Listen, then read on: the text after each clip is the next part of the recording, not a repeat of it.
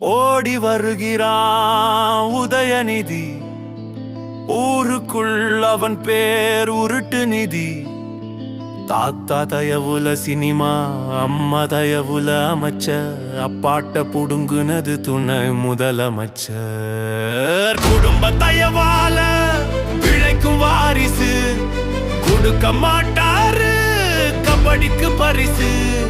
மக்களை ஏமாற்ற அடிச்சு விட்டாரு, ஆட்சிக்கு வந்ததும் கடப்புல போட்டாரு.